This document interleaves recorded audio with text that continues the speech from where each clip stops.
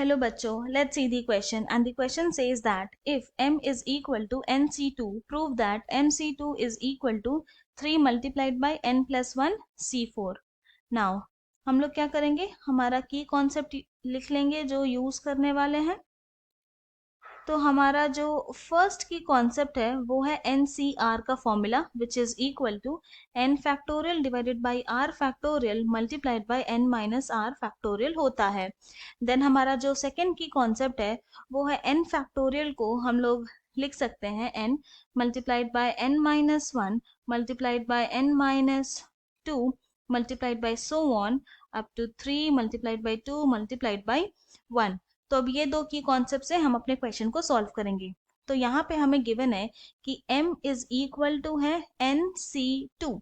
तो ये nc2 को हम लोग अपना फर्स्ट की कॉन्सेप्ट से लिख सकते हैं n factorial divided by 2 factorial multiplied by n minus 2 factorial. Now this is equal to n factorial divided by 2 factorial 2 होता है multiplied by n minus 2 factorial. Now अब n फैक्टोरियल को हम लोग लिख सकते हैं n multiplied by n minus 1 multiplied by n minus 2 factorial, ये यहीं तक लिखेंगे ताकि कैलकुलेशन इजी हो जाए। Then divided by 2 multiplied by n minus 2 factorial. तो अब न्यूमरेटर एंड डिनोमिनेटर में n माइनस 2 फैक्टोरियल है जिसको हम लोग कैंसिल कर देंगे। तो हमारे पास m इज इक्वल टू आ गया n multiplied by n minus 1 by 2। ये है m की वैल्यू। नाउ हमें यहाँ पे अब प्रूफ करना है mc2 equal to 3 multiplied by n plus 1 c4। तो क्या करेंगे, लेफ्ट हैंड साइड वाला टर्म लेंगे एंड लेफ्ट हैंड साइड है हमारे पास mc2। तो जब अपना फर्स्ट के कॉन्सेप्ट लगाएंगे तो mc2 क्या हो जाएगा, m factorial divided by 2 factorial multiplied by m minus 2 factorial. Now this is equal to m factorial को लिख सकते हैं हम लोग m multiplied by m minus 1 multiplied by m minus 2 factorial divided by 2, क्योंकि 2 फैक्टोरियल 2 होता है, then multiplied by n minus 2 factorial. Now m minus 2 factorial m numerator में भी है डिनोमिनेटर में भी है तो इसको कैंसिल कर देंगे। तो हमारे पास mc2 इज इक्वल टू आ जाएगा m multiplied by m minus 1 divided by 2। Now since m का वैल्यू अभी हम लोग फाइंड आउट किए थे वो था n multiplied by n minus 1 by 2। तो क्या करेंगे, m के प्लेस में ये वाला वैल्यू पुट कर देंगे।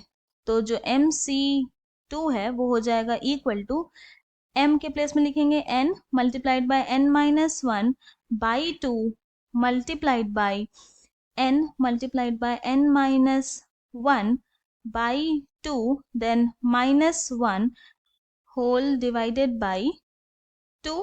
नाउ सिंप्लीफाई करके लिखते हैं तो दिस इज इक्वल टू क्या आ जाएगा, n multiplied by n minus 1 divided by यहाँ पर आ गया 4, फिर ब्रैकेट के अंदर n square minus n minus 2 by 2, ये आ गया। नाउ फर्दर सिंप्लीफाई करेंगे तो this is equal to n multiplied by n minus 1 by 4 multiplied by, यहाँ पे क्या करेंगे, ये जो माइनस n है पहले तो n स्क्वायर लिखेंगे, फिर माइनस n को हम लोग लिख सकते हैं माइनस 2n प्लस n और उसके बाद फिर माइनस 2 डिवाइडेड बाई यहाँ पर आ गया 2।